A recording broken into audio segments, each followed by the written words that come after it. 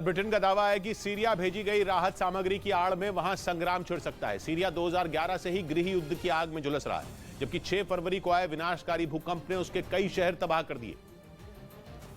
जिसके बाद कुछ दिनों तक तो कई देशों ने सीरिया की मदद नहीं की।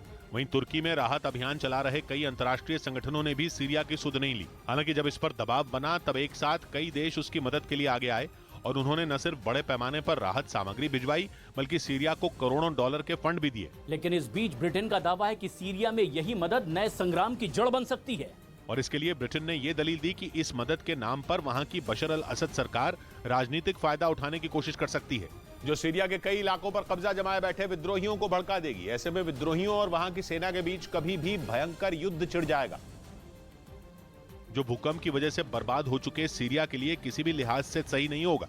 इसके अलावा ब्रिटेन ने यह भी दावा किया कि तुर्की और सीरिया की सीमा पर मौजूद 2 क्रॉसिंग को मदद पहुंचाने के नाम पर हाल ही में खोल दिया गया, लेकिन ये दोनों क्रॉसिंग विद्रोहियों के कब्जे वाले इलाके में हैं।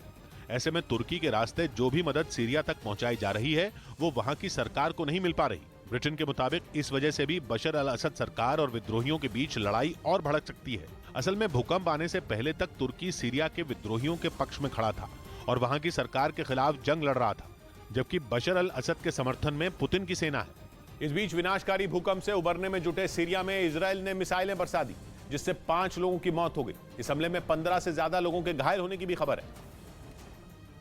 और इजराइल की वायुसेना ने यह हमला सीरिया की राजधानी दमिश्क में किया, जहां आसमान से मिसाइलें बरसने के बाद कई मकान जमींदोज हो गए, जिससे वहां दहशत मच गई। इस हमले के बाद सीरिया बौखला गया। उसने भूकंप प्रभावित इलाकों में चल रहे राहत अभियान के बीच इस हमले पर कड़ी प्रतिक्रिया दी। सीरिया में 6 फरवरी को आए भूकंप के बाद इजराइल ने पहली बार यह हमला किया। हालांकि वो पहले भी सीरिया के कई इलाकों पर मिसाइलें बरसा चुका है। असल में इजराइल की दुश्मनी न सिर्फ सीरिया की बशर अल असद सरकार से है, बल्कि वो सीरिया में मौजूद लेबनान के चरमपंथी संगठन हिजबुल्लाह और ईरान के समर्थन वाले आतंकी संगठनों को भी निशाना बनाता आ रहा है।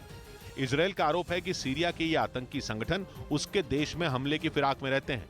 उधर भूकंप की मार झेल रहे तुर्की में एक और भूकंप की भविष्यवाणी की गई, जिसमें इस्तांबुल शहर में भारी तबाही की आशंका जताई गई। लेकिन अगर ऐसा हुआ तो वहां के लोगों की मुश्किलें बढ़ जाएंगी।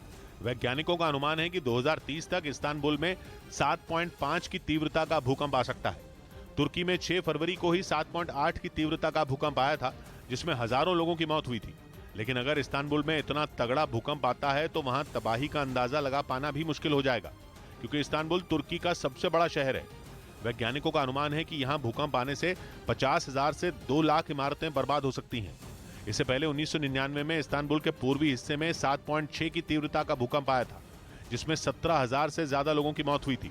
इसीलिए वैज्ञानिकों ने अभी से भूकंप को लेकर अलर्ट कर दिया।